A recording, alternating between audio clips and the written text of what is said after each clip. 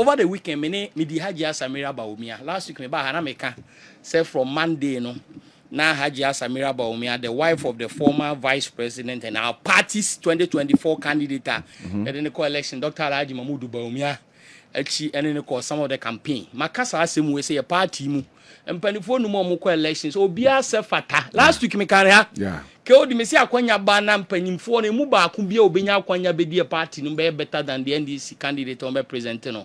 By a party we history wom, the party the better and tradition wom. There's no time where I present a candidate back on it made since 1992. So any party for any din common, I don't want to say and repeated Dr. Mahmoud Bawumia for 2028 elections. You know? And the issues are clear. And on Chelsea penny for I can empower myself. But you drew constituency biana na obi ebusams. Hey, into where said the Haji Samira Bawumia was your campaign ama party since 2008. In the history of Ghanaian politics, we in an akron do ajima run is free wa.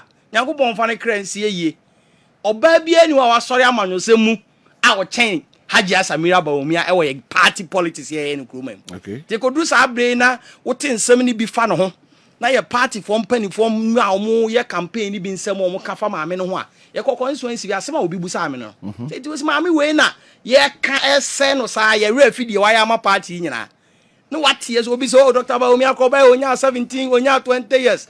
I'm say, na me be the MPP madin fie say mabunu no bebre so how. Senti me madin fie say I was say me 99 years and sana betima some party when I have the competence, the experience to lead the party. Tibi na masere wo mu say your party in the 2012 year ko Supreme Court. You already oba party ni wache. Yeah. KOD 2012 MPP ko Supreme Court no. Na you are lawyer for almost 52 years or 100 years and 80 years. But that's abre no. Dr. Alhaji Mahmoud Bawumia na party ni nyane mugidi presenting no kwa you and I were not there. Ene akwanya so be some party na no bi aka kire say oba party ni mu nche. Nti e mabunu na in 1992 yet party ni enka ho no. Nti yeso every party ni wana. I think say ye ntimi nye party. Esa makasa ase we mikusu makasa. Say ye party edu say okoto awache dia no pakoko adia na de ehu adia. KOD umusa kramoni, umusa kristoni. What do you come ne koto? Ghana hano, enye de okwa asore enye de okwa Roman. Ena we nkwa asore na nkramofo mpewe makasa aseme wa hamesa ka biu. Se ye mpanifo num na omo prema mpanyini no. Kristo ni bi anim. Yes ah. Oh, ke wodi na we adwuma ye. Odi. Kristo ni bi anim. Mpanifo num no. Ah. Anu Kristo ni. Okay. Ke wodi, mo me nka no kura nkyere ho, amanyo sema ye.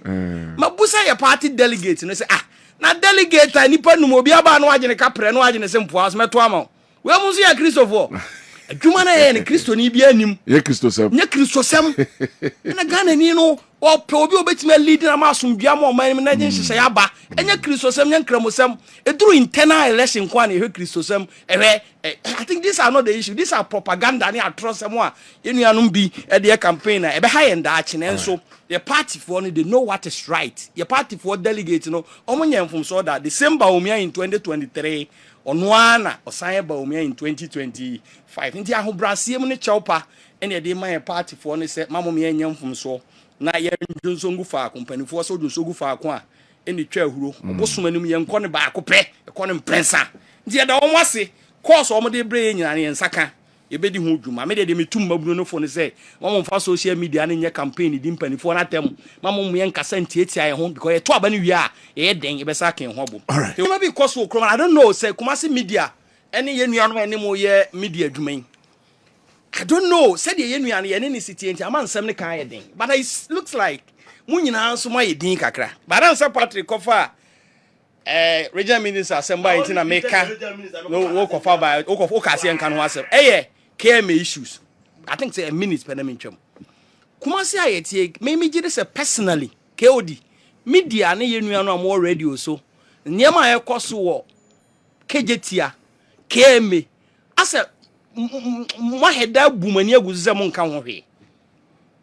But me analysis kire me say said ye yenu na wo ye KMA boss city enti no even within the NPP fraternity no kra na say ye nyina yentime nka obia ni ho a wote Kumasi ha ompese Kumasi be ye fe ana Kumasi the major street e wo Kumasi na emu beda ho but I want to make this appeal to KMA panyina o ye me yonko asema me kan me den ba my kind of Facebook a very intelligent way. I'm a minu hunu but me gye this a course bebe ba yenya free yenu anom ma ne mema e wodwam December e wo mu yi eno nti na meka we amoma hu se maka enya sa I have sent a private message to the KMA boss yene enu azuba ama wa acknowledge ama hu so hunu wakan but man kan bedwam se yenu anom abusuafo e okumase adum ne mpotamu no hu se maka bi the posture the attitude any kwan ya yenu anom KMA led by yene azuba ekwan omde fa so de ye almost a decongestion o say cleaning exercise o so omo prepare kwan mu that disrespect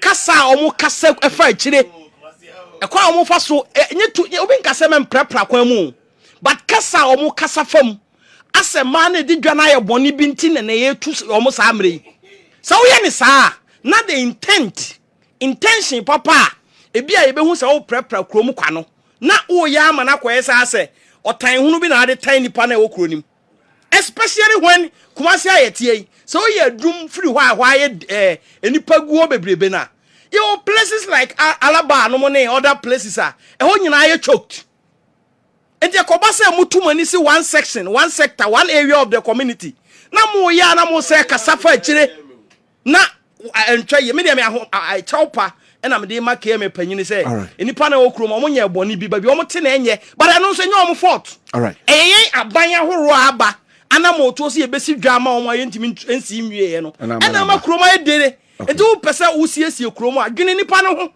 Guinea or December, okay, at Patricia, and this by any Yama or Juan Kaunsu, okay, see any Zuba, and this by no attention 1 year to my young content him. But young officers, the top power mini Zuba, minim section over to one. Office of Special Prosecutor. The intention. A junior and a tertiary. Maybe this and another don't go for Adoni MPP. And they say a day, SOP, Special Prosecutor, neighbor. Me just say, I deviate conversations around Special Prosecutor, Jumana Oyen. Say the Minia Patrick, chairman, corruption, and Casano, a same mine, a same my own rubber brain, a bambia or co position be a corruption ball. Where they over coffee because the impact of corruption ke the menyesho say head I the papa bia was here so ti aban bia o pese o wani so ade so obekekere oman no de niema betutu yie no corruption and she say ya o de be fight corruption ya ade ahuhia no me dem aka proud to 2024 elections the NDC omu position omu message na omu kakese pan so omu bedru aban mu eni na awotwe eni na nsampo Special Prosecutor Office no mbetwam Minister Patrick oh but it's clear couple videos na man panyin John Hammer nankasa mu kan say office nankasa oba eni na auto be scrap no be yi afri ho and your argument this evening oh Bema what's your audios awuro kroma nyina Patrick address me you yanko the argument I am making in also confirms it on our person the conflict I war Special Prosecutor and the Office of Attorney General and Minister of Justice in 2003, between 2003 and 2007, or Nigeria. EFCC, Economic and Financial Commission or whatever, or Nigeria. There was one guy there, Nuhu Ribadu. So, could read Nuhu Ribadu, I know a commission, no chairman, no that commissioner, yet said the Office of Special Prosecutor, so on fight corruption. Now, where Jumadie and in Faswa. EFCC or Nigeria. Jumadia no de bomber Nigeria ne. I am even told that the office is still there. I didn't pahoro and a transfer the edgema. I think problem nyane ha. Or the Office of Special Prosecutor and the personality. And then the argument has also come. Okay. And yet the intention is Jumadia and the conflict because it's an act of parliament. Parliament the transfer bobo adwene to adwene hu Jumadia say the Special Prosecutor and no de. But for some time now as a Jumadia ne kwanya yene ye papa kisi ajaben fa so de ye na djuma no e na akofa sa argument a amanfo ka say oh ye ntwam ana say me ntwam but obekaya proud to 2024 election and campaign said the NDC for kan tam say omoba ombetu ombeyi sa office na free ho no na amamuo ni sha ase for almost 12 months in ye omon kan ho hwe unim de ntia na omon kan ho hwe if you say Kwasi Peter no sa ase se odene puma no ehwe MPP for mpanifo no so no ne yeso adi pa special prosecutor me gidi say independence a wonya ne wiase panse NDC winning power in 2024 and utie ne kasa no a ono agitum sa aban na nkasa odene baaye no MPP aban no e ma ne nya adwuma NDC baaye ndie na o ma ne nya adwuma o ha ase se MPP for mpanifo na ono omudie e na o twe o machi daawere pa na ode e ka kese ye chi wane ye twa bo ne de ayrai ne de ato so he kwaye de good evening Ghana papa yi fa so because no ne no won to kwanti kwache good evening yenu e host program yi e de ne fa so de ka horo de to no so anu wontimi nyie we kwaye a ode mpanifo bebere afa so ni nyina na NDC fo na ye din fi se na ye o mo de e bi se me na me mo obi nso bo a menyo e mo na mo MPP fo yi mo na mo ko fa special prosecutor baaye ene ne wono ese chiche mo wie nti na ye wo mo de no mo bose na yesi dua bi atie ekote ahoma ahomam da ben na NDC for say say mo kasi ye ntwa special prosecutor when say special prosecutor yi ekoche Martin Pebu abra na Martin Pebu kire na dwene say dwumadi a special prosecutor ni die no no giri se ntwa ye nyina di eti Martin Pebu nsam a o ka no no so woni nyina so no o ka nti amanfo bebre gidi say enam advocacy a na Martin Pebu ye nti no na special prosecutor de ne ho ahi e de nsem bi toto mu an ye kwoche no na wo hwese de Martin Pebu dwumadi a waya ma NDC ayonkofa woni NDC fowo sa asemu ani nansa ye che Martin Pebu ani nansa ye yi ni pie ya na NDC for mpani for parliament e sha ase e move motion ahoro e de adwenkyra ahoro ba ye se special prosecutor nkwa ye si pam no question amanfo bebrebu sa de say at what point for 12 months in abosomi dumienu nie abosomi dumienu nie papa yi ode na ne poma tenten hwe MPP fo so a ode twa ya chi boye o tietia yam mo anka hwe ne ekoto mo amunu Martin Pebu si dia mo si yam pepa de influence o ye ne sa na why ase wo intention no enya clear na amanfo ntimi nyuni na amanfo ntimi nya gidie soronko wo mu. And the issues about me special prosecutor no honestly enya the issue about attorney general I agree with other people ne suggestion o mama say see a resource attorney general now your appointee of the government obetimi aye adwuma we den ya aban ya oba betena konwa so no on be appointing hu nipa nyina to other institution untimi nkofa obi mfiri Togo ma untimi nkofa obi mfiri Burkina ma we den ya Ghana for ene be ye but we heard the history of special prosecutor KOD when penifo mienu e don ba nya bia nu anu ye clear cut MPP ni obeka ya Martin Amidu was an NDC person kisia jaben ye appointing mpo MPP for penifo bebire can say on deserve so obey because onye true MPP the mindset and the thinking of Nana Addo Dankwa Akufo-Addo wanye na dwene se o the MPP ni na be ene sanka na ko betimi ko abefa me mpo di me akoye ye won known MPP for the man could have used them to take that officer say if indeed an attack on the opposition party but the mindset of the president then clear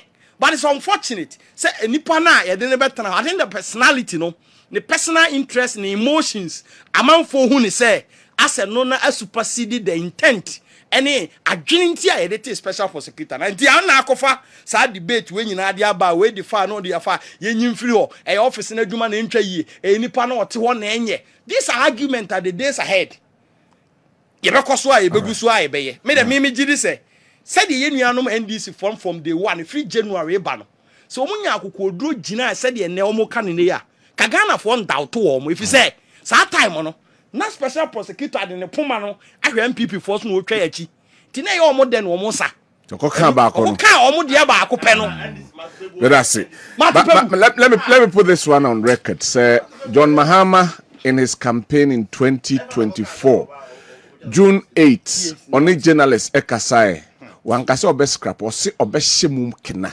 obehye kena obehye the office of the no I remember another audio any video the same person ekase obeye anyway so this happened in 8th June 2024 only journalist share and our kasansem and that's our kasam no I think 7th of June rather and 8 June I did reports in the right my Dr. Barnabas a day amanfo no so ye minua doc so John man Patrick Wadika Ashanti to Tumbo Baba Park so. Mami to do. Kudi Mamentia and Penifua and Yomu a share ha.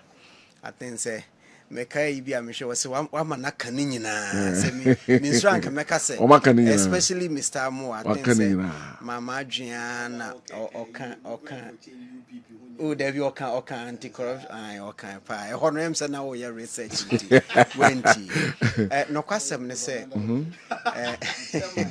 No question, say, Kudi, corruption as yin I establish and I idea a dear my I'm saying Chabia Namete, Mr. Muakunyaimu, morning shoe na a dear home como. Na ye share Ghana anti-corruption coalition. Na omama ye hu se afibiara sikabe se 3 billion die say fa corruption mu ni ade nti hadwen ebi kra ebi abetimi aka se amount ne bi enye no kra na say but the friend of corruption perception index na kire ya ma ye hu baby a wotie ye anwumre bia wonim ye ka Ghana ne corruption ho nsensema especially the friend of political corruption. A hadri, Ukosha the history of near friend of S. Gracia. And penning for our Modebano Mutrimu Ponane say, Dakrubi, Ubenya Rose Minister, our best sign a contract in hundreds of millions. Sani Pano or Ubenya President, Ubenya Vice President, to Sani Pano or science our contract na. Nkawase mfie na ya ode ya adwuma no wonya hotoso wase o me wie mfie na ni mpona me kofia o man ne bedamase nti ehu hia se corruption na ase bibi but ye hu se nyesa na kwenti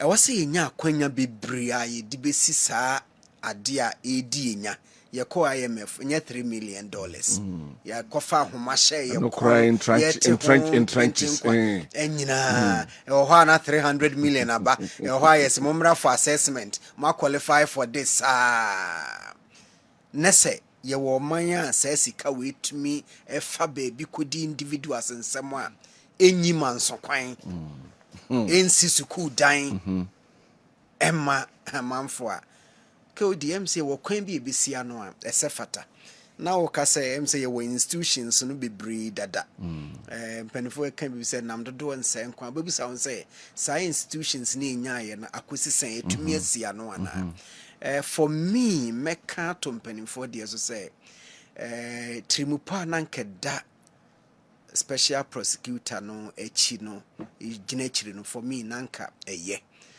because Mr. Amwakan say no krenso say wo hwa obun say asoman anase nipa kora wo ho a wo unim say institutions we wo ho say meye ABCD a meye corrupt activity ebetumi ateme a obun say ema wo ya hweye nti bia na ye ni records bia say wetumi ayewe in terms of whistle blowing anase wo see but the idea cross institutions say bi wo hono mpo no toda KOD eboa mekai say na me kira de secondary school no school ba ku bi me modin so wotie mi ana say teacher for na me no mo ho sa time no nyina o mutie a o mbesere na sabre na honorable Kandapa na ye public accounts committee no chair inti ye school accountant ekohia public accounts committee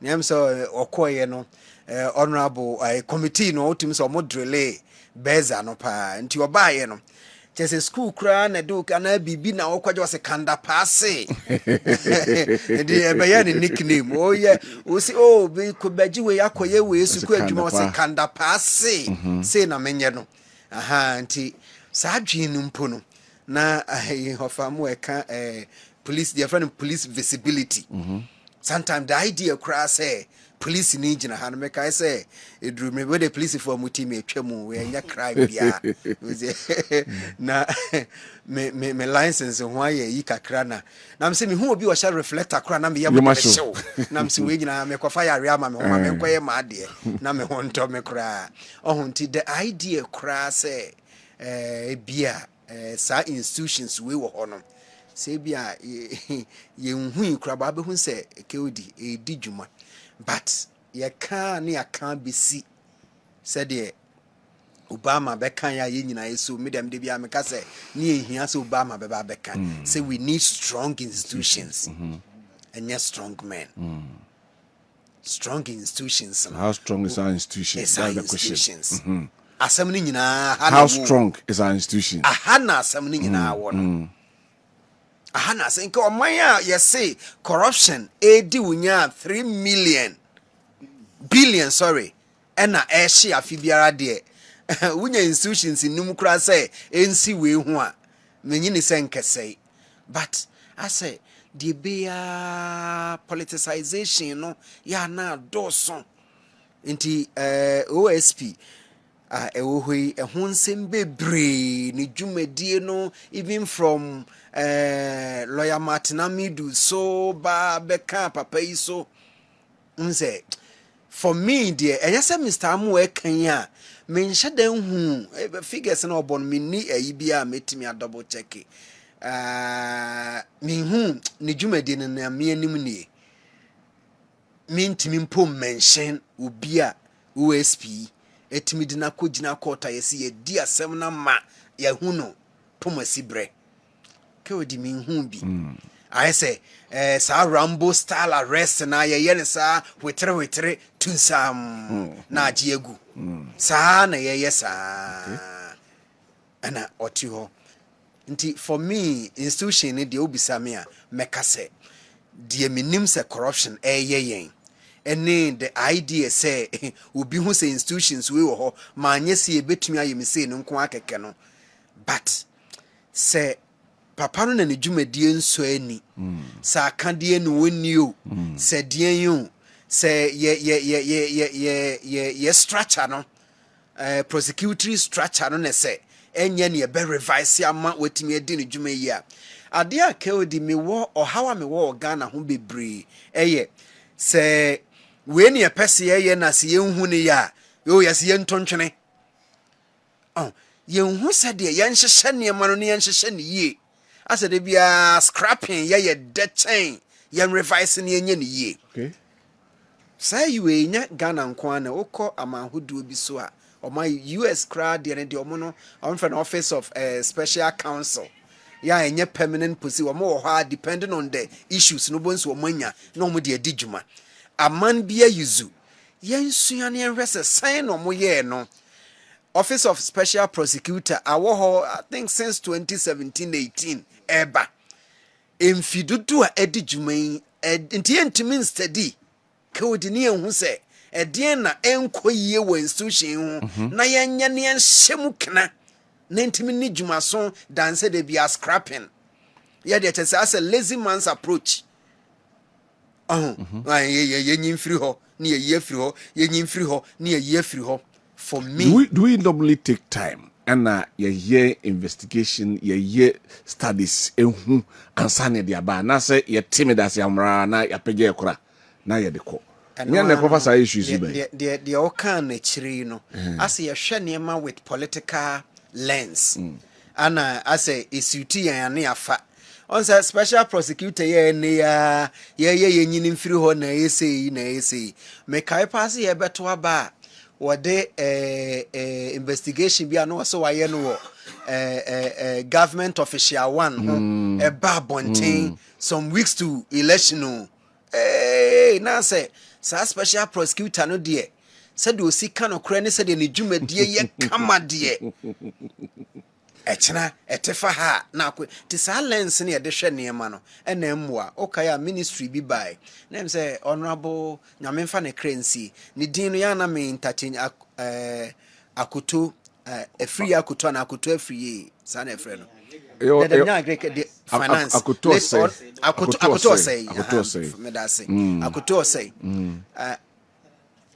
ono na ebeye monitoring and evaluation ministry na nche no mo sans scrap here yeah for me such a ministry for me na you except that I say to that sanye ministry kwana nke ye authority a lot of public policies institutions ni ade no ya ye hia ne awokan sa special prosecutor in ka monitoring evaluation ni ahwe said the na Mr. Amu can sika send we to me agye ama oman no send we bi okra wonye ma oman no but we see ano oh e different no say wudi na wo gye ama yen ananka unya ubedi no osi ano na wa ma nipa kra nie onke etimi ehwe we nyina ye hwe no ye se de otwa sanim se na chi achia nanke ahwe se e die na ne dwumadie no mu enkoyie ke nanke ahye mu kana but scrapping no etodan so emienu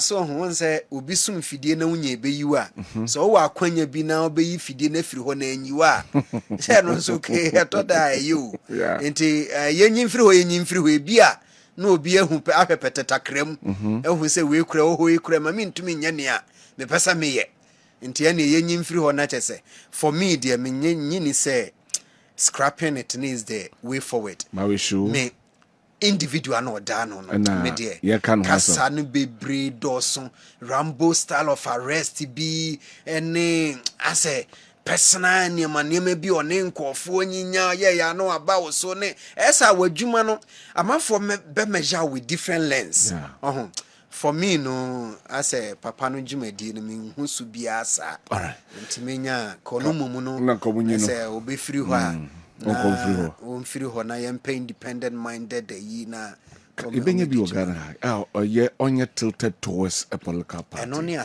Let's move on now. Yenhwe Zipline. Doc, my mission is free for this time around. Now yenhwe Zipline. Whether it has come to help, it is not helping. Should it be done away with? And how should we improve the operations and activities of Zipline? Mami too. Kewedi. Normally some topics about and I place course B. Obviously we can't assume say in BBA. The health sector na BBC ba na we say course 1 or 2. Normally this afternoon course by me and Sam no so me decided say Mayako had to reach areas. Kedi eba niema bibra me no wa niema in common pao so wa wini mo draw bon so ni woni akone e chance enti na e wose mehwe say Zipline ni omo health conditions no kra no ni ade na etisen ke beye me nwanwa say I said bia me ka say wo bibi e friend no ideal and a reality in ideal state no ebia enka ye niema kose de e wose ekọ district hospital bia wo ne ohia chief compound o se clinical se polyclinical wo krom ha obia wo de ohia ye kase donate blood ya donate blood banks bibia pint of blood bibia obia hia bia ye intact enye blood asem nko ampo ne e kan so hwe Zipline na other health related the year e wo nyina bibia ye in stock kama me hianke hia say Zipline bi be fly but in reality enye sanity nti senye sanity a na yentena ho so and sabi policy we beba no ne wo history sabi na wo create me ka obi mo amoti kumase ne de bia mu obi kro hu oda so na koyenkro ni mu ne kohwe wo e ka obi na ye hia duro gently na owuo kohwe eniema hodo bebre ke yedwuma yedi nti Amstead ene teacher education university winim the friend teaching practice nti Ghana haye movie chese in krase ene ntwe aso de na se places ayakọ no se obi akobi pa na se otena ho yehu necessary tete abobo yemu yehu ma omonyanyim akwanso moja etu omamomo efri mu okwan.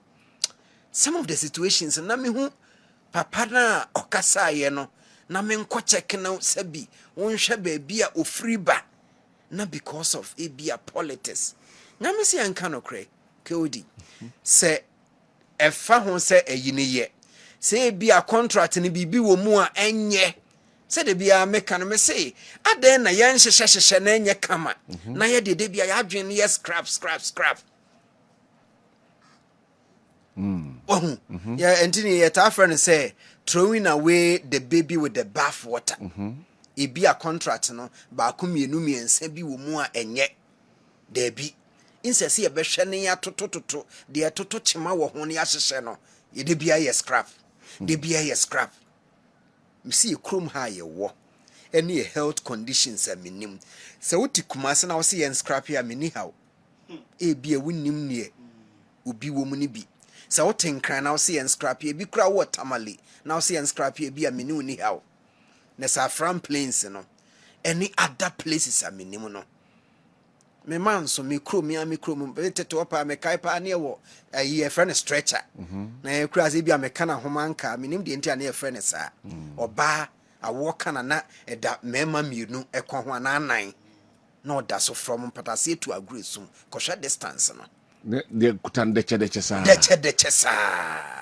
na say obi to this area na say ene say the requisition for blood for medical near bi ne betimi adru within a short time me kai say na do kan say bi say during the covid no or say you know how to bring economy ne dey e betimi aye reinstitute ahyehyɛ na enipa dey e ba nipa nko a untimi quantify o enti for me adia asoma Kenya ya me ya wo we nyina mu ye sa political lens na wo bisa no sabi oya wo ye NPP ni wo ye NDC ni wo ye CPP ni enti se ni CPP for NDC for NPP for se ye kose no on hwe no ho se ebeboa me ana emua me na odi akire me sometimes eba vice president e kan no ehe ne de ne koye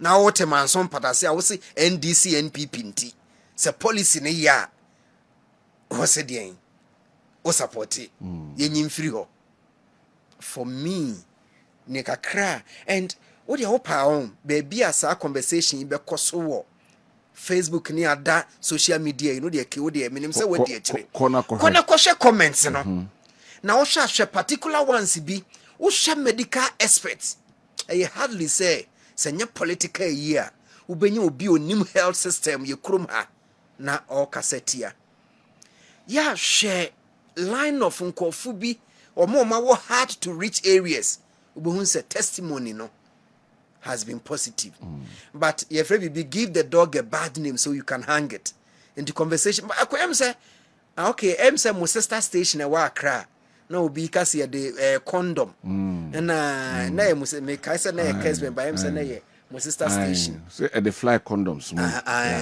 but bia me nya health e me nko but ni nyina na me bisa and some niema bie mani wo say yes niema for Friday condom say condom ni ehun say for sexual nya no kwa say nya no kwa I see na me so I see Kodi Patu ye wo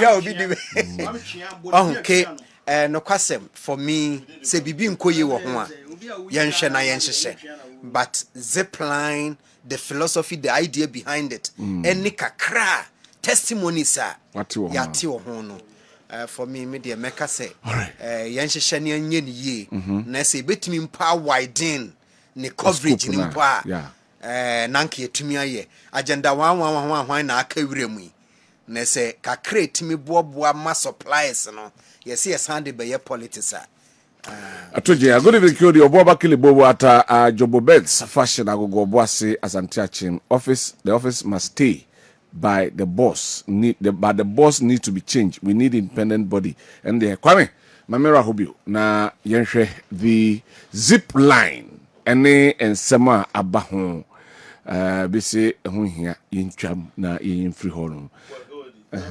Zipline so na agenda 111 nka nwrem so it is very unfair for people to say agenda 111 ntimo ye we inherited a health facilities spreaded across the Ghana scale. I'm handing over note on the mind. There was no money left. There was no allocation of money. He has no source of money. No, me ba. And he said, "You hand over a project now. Sika wa hunyina ya de Sika bia ni wa ya allocate si ya de ye nye bosia ne akwaje beye ene aye hwe. Na se wo ba. Now we evaluate. Now yes, okay. Then every year we will fix some in our budget and make sure we do with it. Yes, I open up to missions.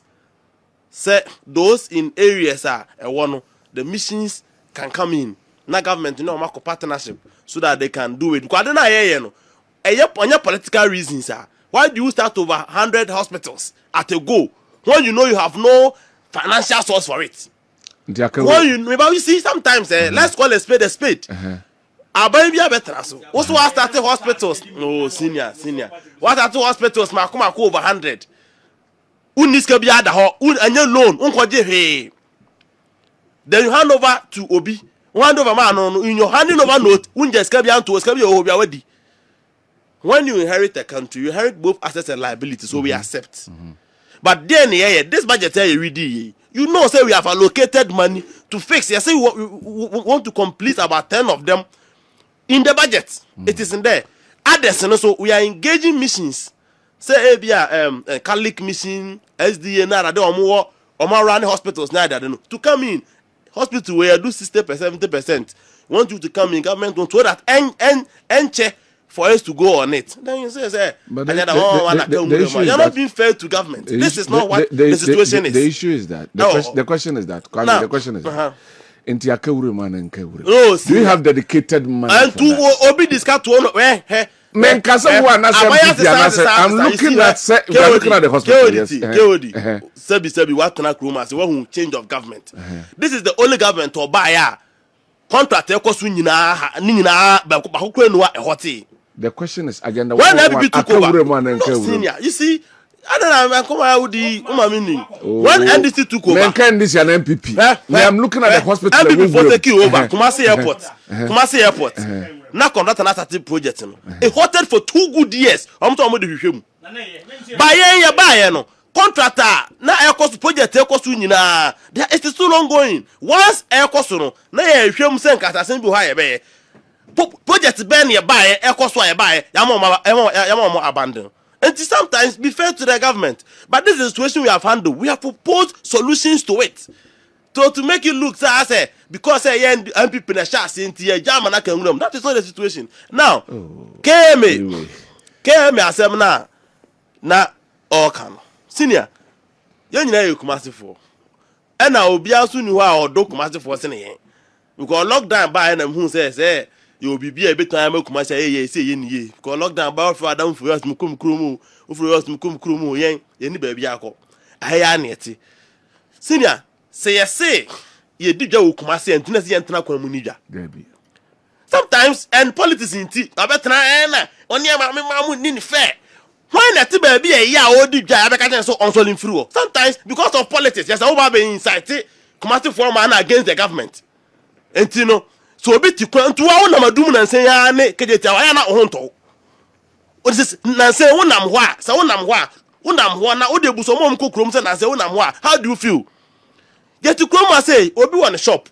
Or so now, pa, or just shop Nimunia when you have a good payment. So, none of the never been fat, Udruana, any panica, echo. And you may not start in our cooking. See anything in Pacana Casacosia Mansa. Shop, no, I want a man to bar, pavement in the faso, many pan faso. So be you crown pa. A man make good pavement in the swat, and we to have better TV, so Casman. Say, Anna, care me boss, when you come at the phone in the year, Uber inside against Kumasi former. When Nipe war, my name Kumasi for Okroma, so be who say, a Dumana care me boss, so ya na my and I'm chroma and why. Ah, yet to come here, a doom has saying, what do you mean, come, boss of my name? Any panic can, not just say, any penny will be a father, can be a fat. Baby, Joku, South Corona, your body. Patrick awanya bra wuken utu kwanko UK ni ade do ko UK no sana na ko na bonten ti anka ubegina ho atwa picture na wugina ho na otwa na do to Facebook no na sana na ko na bonten ti And to see a baby not to be behind the bio politics because a NDC and a Wabamu came your boss in the NDC need to know. You better transfer and cast a baby say will be friend. Of course, so be harass you will be. There's no way you best support to say harass you will be. But dear Mark also many pants not a coin fin a black can and fuck him. All right. Let's be spell look what they spell. And to see a macroma down. Yeah, macroma down. That's a nunti wa better be inside a month for. Kumasi for the Mohunu. Zipline. Zipline. I can't 5 minutes. I can't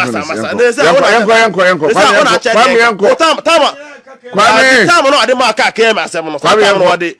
Yanko. Let's be fair. You better try. You want time? What they came? Yanko. But I mean, you, Mr. Regional Minister, in Japan. Oh, 5 minutes. I can't. Oh, they are 77 per day as a component in the tie.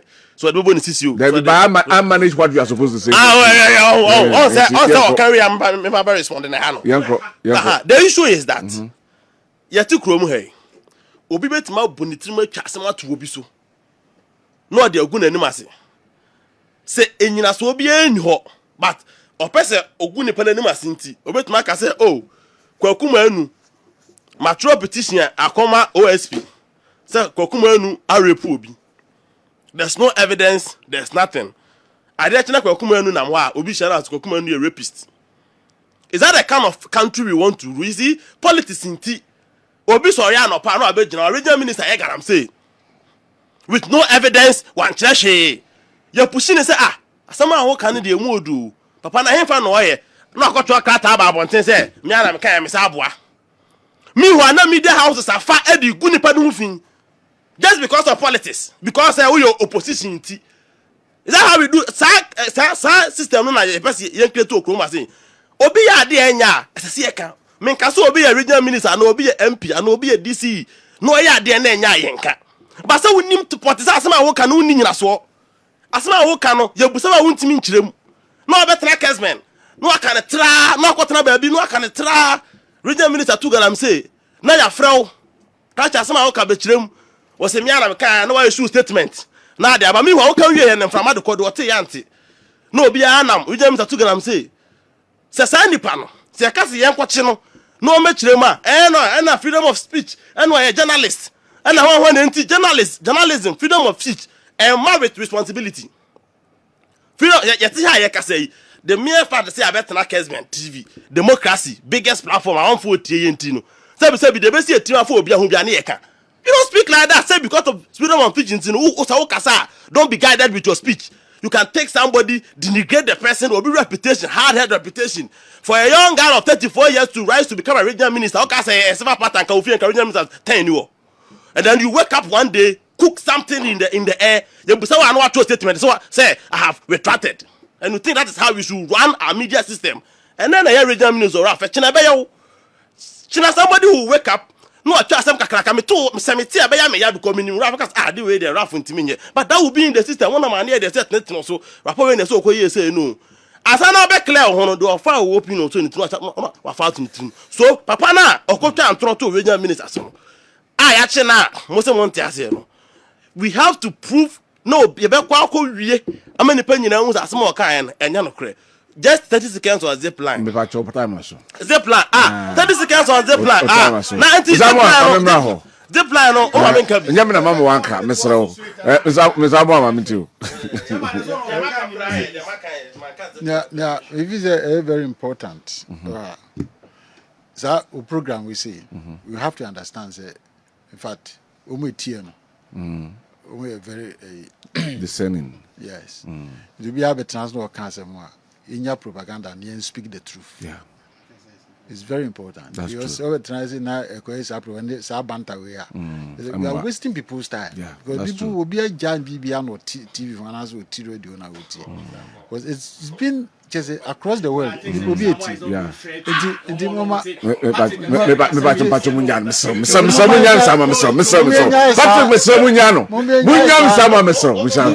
You have your time,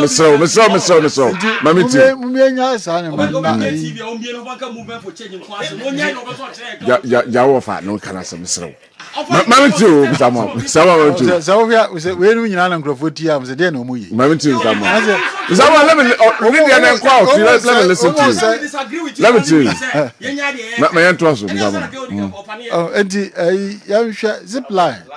Zipline issue no about. If you say say obitimi kan say yen hwemu a or say a mistake. A mistake in what sense? Say at the end of the buy a mistake and as a cause involved in a mistake and as I say. You as well about he has to come back. The purpose for which it was established. You might do not aid because according to some way about Bontonich say about 80 about percentage of super rather than the supply condoms instead of say that is the statement that came out. In fact, Nyeka says a free penny. Yes. Nyeka says a free penny. And never be on your we are a technological aid. You don't need this days class. We are business top businessmen. And the woman we serious. You don't need big warehouses to do anything. Yeah. And then will be a while, obey my you will use Amazon. And then be wabra win here warehouse. Will be current phone see or a business person. I would so will be to me no communicate with you. I didn't know here and papa where you not afraid her young famra near the back near the court. I win here say baby warehouse. And that's where the technology has reached. And it you add the technology to medical you know and you are the body. What I say? Technology ne dey abeka ho. Wo mu see warehouse ni sa a stone no. Me my example back. Me fan say ya stone no e wo me fan say se hwi ye de bi akọ ho nyina store no hospital so nyina. But hospital bi ho no mo a jare no e di ni pa kro ba ho no. Se do no na e bi ni wa na say store no. Wo ma me use the eye spy. What happens? What does it? Nipansu da how? Does it? And Nansan never call Beka Hospital to be honest, a hofe. Beka Government Hospital, a new hospital, one of the hospitals now I'm seeing. Minimum your shares in you there, but because hospital shares yacha Not it what you know, new one. I abandoned Omusanko, yeah. Oh, in fact, so nice. She wish you I just say use. Now, me say. Me fancy wa ko hono me na na bi o mdin ko ho na chese onya emergency pa crack to a mdin ko o man trips bebre amfa na enne no mi no so kwa na drip ni bi eni ho a enye se ye store bi ya store but the gu a bi kura o mo mba ha o mo di different medical conditions the buy the ade na gu high spy yenya emfa bi ma ya yenye dey. And the BBT said drone system no yedi distribute no is so good and so efficient. And this say your map propaganda. Because say no say you refa condom. You refa condom so what? And your man we dey fa no. And your ma aya over more than 20,000 you know ayen. That's a condom for more about 2% here. Enti na chese ade no enya na. And at the time we refa condom na emfaso eni so akwa bibia na. And even textbooks you am dey fa call baby no. Sa time na anko ho a kade na besi ama examination papers. Eti nyama go ho a eni say yeso so sa. But me baby am me issue ne the cost involved. Cost involved no eso a. We sit down and renegotiate. And then second one, they say yeah formal building contract no. Na senka ye di local content the be mo e be training. You be training and go for me take you over. What I say because the management now permanently. Now mama rekin so much. It's get to your point there. You be train nipa no a almost be take you over. Now my. And then you also add it to the health sector and health infrastructure. You dey no count government health infrastructure and as a public health infrastructure. You dey count your drone system. And yes, I acquire private. Because here can there will be a fallback. Can we say because if we know the end, I want stop. Because there's a fallback going. This is this if we need 3 years no must stop. So abuse is here. Can we bring the person's life back? These are issues where we all have to sit down and look at it dispassionately. What I say? Because yes, you're higher. This say you chamu and as a mistake, they're right. Nemum say a cannot abandon, you find a way to address it and see a way forward. I bet mama ya dear. If for whilst we are projecting this drone system, now you improve ground upon it. To me, that's my view on it. All right, well, that's it. Ralph. KOD. KOD. Menyang, then come regional minister. No, Dabi. Young Zipline. Yet, Chroma, Patrick Atia. Many on what now radio soon fear baby. And I said your Patrick is Casa. Just 10-11 months ago, Okasa Assassin. And someone what kind of Chroma? Ralph, Young Zipline. And all Patrick was all chair and cow Chroma. Yeah, can regional minister. Young Zipline. Put your opinion in the now. That's what I'm telling you. See, Ralph, KOD, me Yamanyoni, me a politician. 11 months ago, Bosumi Duba could do me and Wachi, Patrick Achia, and then the choir Cassie, Nitia Cassie, what did he? And in the Casa Assassin, one hour over train, as someone Yanka. You are inciting the people against Gambia boss. Say, some of you want Ralph, radio station, I'm going to move for changing it. Young Zipline. Tell the Mammy Casa some way, Mr. Corsa Minya, as a senior member of my party, a regional youth organizer. I'm GD 70% of people are doomed.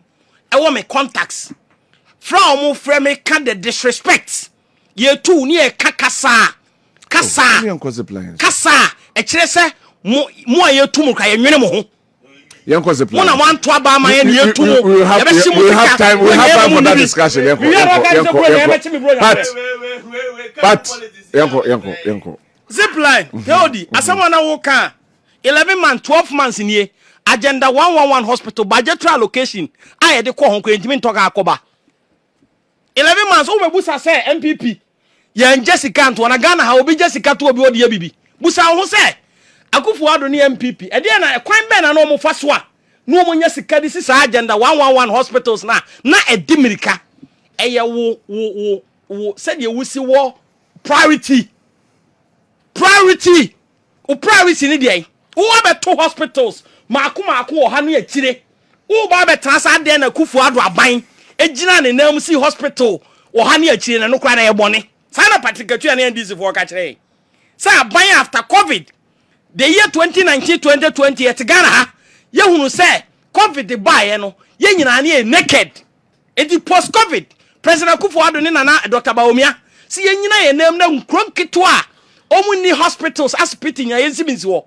Enti aban no priority ne say, baby asika wo bia wo man mu bia wo de be penkwa e de amagana fo. Wo babusu mi du mienu nie. Mirika na MPP aban tuo no wajai. Ena hospitals ni gunwuram. Ena ade abema NDC fo ani agye nko na moye. Ene ye to aban so okoto alupre no abedam. Joma ama hu se ne, mampanyi no te akonwa so hu se wo alupre kama utimi dware wo wiem. Nti ene the same attacks on the bomb mampanyi Akufuado no. Enti ene yesu yenka se president ote akonwa so okoto alupre abedware mu ana. Ena me no kasa ne NDC DC sakatua yatum. This is a NDC 350 million. Akufuado ta ni etua 5,050 million. Patrick, when you anti atiamuna, e won wana wo tiatiamu no. KOD correct him. Correct him bien. Dabena this is 5,000. Na say. 16,000. And I then it was 16,000. Yanko. Pat Yanko. Raf Yanko. Onja de obey order na me betra ha kan. Oh, Raf. Nye de build make asa we o ka je go Yanko. Who priority enye the health infrastructure of this country. Yet Kroma Ghana in 2003. And Kamala Harris back Kroma. The first in statement US Mampania be the Ghana Hano. The US intelligence, all their intelligence, investigation behind the scenes. Your man akonya se Kamala Harris in Kasa or Ghana. The only project policy oyibo MPP abayabaso Zipline. 2023. Was it 2023? Look at 2003. They are saying 2003. No. 2023. Kamala Harris, Vice President for US. Look at 2003. That's what I'm saying. It is 2023. 2023. Kamala Harris back Ghana. Oyi Zipline kwa. And what ball Ghana abayamba se fisa sabre no. US abayimpo no onshase.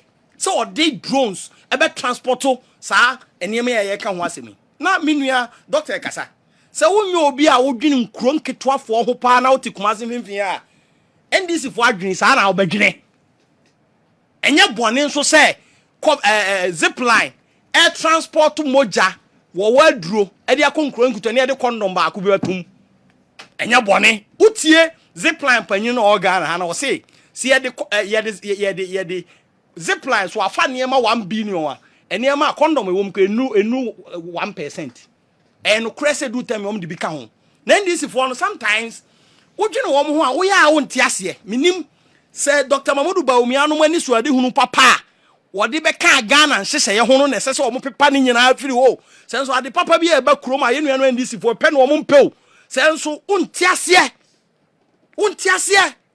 policy papa bi a ba krom a ba boa ye nua no Ghana fo ne ahiafo nipa wo ho kire wo bia ye nua no be ko atia kopem se omombenya de ombenya ye be hye sa Zipline ase na Tano South ye ne enu aba former women organizer for the NDC okay he says Zipline ye ba iku ana de be hwehwe ma ho na aban no wani so ade hu nim fa so a se de menua no mpanifo me wofa enim doka mu nyina aka nti no ene de Zipline bae last week me betena ha me kan se ba bia me ne aban we be ya adwene pa the cost involved in the contractual agreement if indeed aban a wa ba gidi say Abaya waba ejidi says Zipline kai woman no e was sra. Go and sit down with them and renegotiate it. Omina ya chichiri wiase kwa nanim keodi. E wiase we kwa nanim. Untimi ntra de oye in 1952 na in 2024, 2025 untimi. And e wiase technological age. Technology said any year kan na manfo kro mobile phone and e didi dwa oni store. Ni mobile phone so no didi dwa. And wo ton hu na beka so oni dwa on ton we mobile phone technology. Ho na wiase aduro. Ye nuanu NDC for ye ko yanim no ye bo akoko mpamienu a no ma twe aba akire ba ako enye the first time ni ye share free SHS ase sand attacks the insult so abanya no ogiri so obetimi this free education ahwe Ghana for ntini edisi kawuram free maternal health care metro mass national health insurance every good policy ebe bo my Ghana we be NDC for fight against me gidi say dem can last week so what man so kwanta what man so adubia what drobonsu kro ketwa bi mu Mama timi abeka kire yen Ghana for say drones need to me the exercise books. Near year exams I'm a BEC for now called Drobon so constituency. Me nam adwuma me yenti no nkronke to am kom no. There are places I twa nsompo no watimi akọ Drobon so important. Can come moto na wote so. Na say all the drones bet me serve the same equally important service. Wo se me emfa drones ne nye. Enti wo aba no wo ba betwam. Na hospitals na wo ho na bet me serve the same purpose. Wo so wonti. Kosi enkosi koda enkoda dede amumu bedie na mo kwan ya kakraka bo so me duba akopɛ ka sakese na mo dedem na mo hunu ahiafo de ye ka bia mo ntiase social democrata mo ene ahiafo ne me bebo ahiafo mo nye ho Patrick ahweme wagigi adam ne ho atoro onwene hwe ho biau oni hawo enti wo bana wo ka ahiafo asem se ya he se mo ban ya ma power abra me tiase anka be me nwanwa Patrick send this ya ma power abra me tiase anka me wu ya anka me kama di me ho abro anka ma ye bone se me go hwe ne ma inde ne omo ye ya ene ati krom ha BEC aba in 2024 campaign what see results aba Ghana mampanyi John Mahama she Ghana for boss e ko university a first year school fees no o de be chew eno ntini ma Ghana for bebre ni mfeli say ya omo ntimi ko university na abaya boka what empirical evidence what empirical evidence na one dey kasa okay odinti woni mu se tinti woni mu se mampanyi John Mahama bosha o she Ghana for say so obi ko university e di school fees becha no eno ntini ya ma Ghana for bebre aferi wo wasi aba how can you say wo be say ha wo no o say wo no wo ye politician and you don't do politics and how will you do that how will you do that oh there be Patrick